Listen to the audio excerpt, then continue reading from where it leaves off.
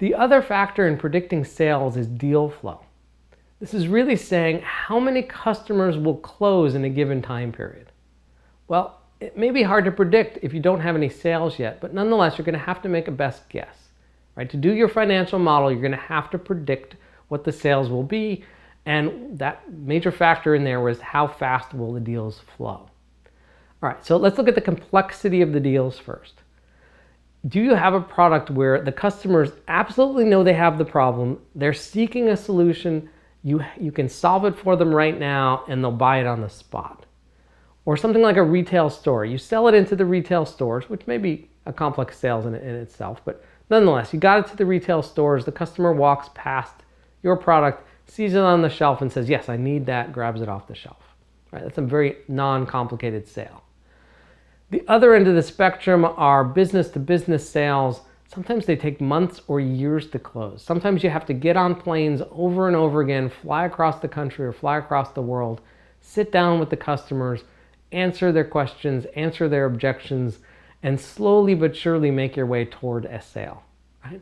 If it takes you 6 months to close one of these sales, and you have to get on a plane once every other week, well, you can't have too many of those conversations going on at any one time.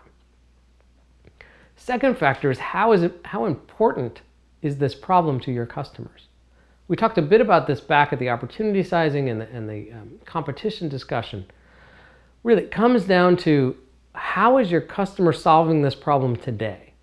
Is it such a big pain that they know they have the problem, they're seeking a solution, and as soon as they find a solution, you're the first and best solution out there, they'll buy it on the spot? And again, going back to aspirin versus vitamins, or are you selling something that's like a vitamin, that it's good for them, it'll help them a bit, but there's nothing pressing for them to buy it now as opposed to later?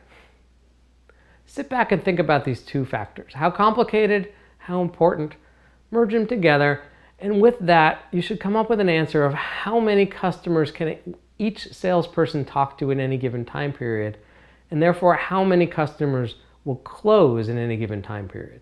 Right?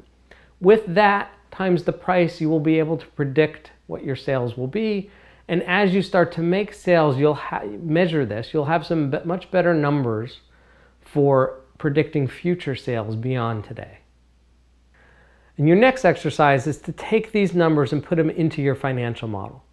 So what is your average price going to be? If you have more than one price, just pick the average one. And what's your average sales cycle time going to be? Or the flip side of that, how many customers are you going to close in any given month or quarter or year? Once you have the first take at that, once you have the first guess, what can you do to go validate that now? How can you go forth into the market and prove that these are true? How can you go and prove that your sales is going to be as simple as you think, that it's going to be as quick as you think?